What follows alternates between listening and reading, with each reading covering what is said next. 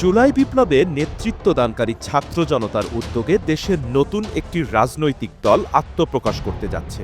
ফেব্রুয়ারি 15 তারিখের মধ্যে দল ঘোষণার আগে সরকার থেকে পদত্যাগ করতে যাচ্ছেন অন্তর্বর্তীকালীন সরকারের তথ্য উপদেষ্টা নাহিদ ইসলাম ও যুব ও ক্রীড়া উপদেষ্টা আসিফ মাহমুদ।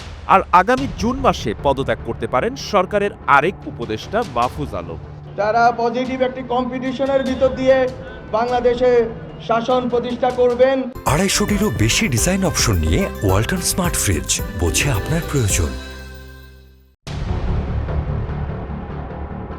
আগামী 15 ফেব্রুয়ারির মধ্যে দল ঘোষণা করতে চাই গণ অভ্যুত্থানে নেতৃত্বদানকারী শিক্ষার্থীদের সংগঠন জাতীয় নাগরিক কমিটি ও বৈষম্য বিরোধী ছাত্র আন্দোলন। নতুন দল ঘোষণার আগে 24 দফার ইশতেহার তৈরির কাজ করছে তারা। এজন্য 17 সদস্যের একটি কমিটি কাজ করছে বলে জানা গেছে।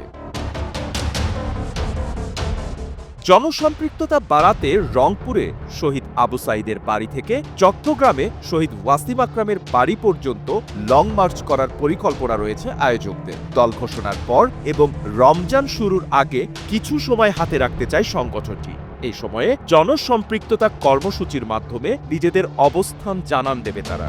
আজকে অনেক কথা হচ্ছে বিভিন্নভাবে, এবং সেই কথাগুলো এমনভাবে বলা হচ্ছে যাতে করে তর্ক, অনেক নতুন নতুন তর্ক সৃষ্টি করা হচ্ছে।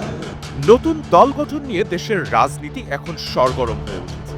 ইতিমধ্যে বিএনপি মহাসচিব মির্জা ফখরুল ইসলাম আলমগীর ও তথ্য উপদেষ্টা নাহিদ ইসলামের বক্তব্য ও পাল্টা বক্তব্য নতুন বিতর্কের জন্ম দিয়েছে। নিরপেক্ষ সরকার এবং আরেকটি 1-11 প্রসঙ্গ উঠে এসেছে। একে কেন্দ্র করে সামাজিক যোগাযোগ মাধ্যমে নানা ধরনের গুজব ছড়ানোর সুযোগ পেয়েছে আন্ডারগ্রাউন্ডে থাকা আওয়ামী লীগের নেতাকর্মীরা। এদিকে বিএনপি সহ বিভিন্ন রাজনৈতিক দলের অভিযোগ, সরকারের সুযোগ সুবিধা নিয়ে রাজনৈতিক দল গঠন করার চেষ্টা করছে একটি পক্ষ।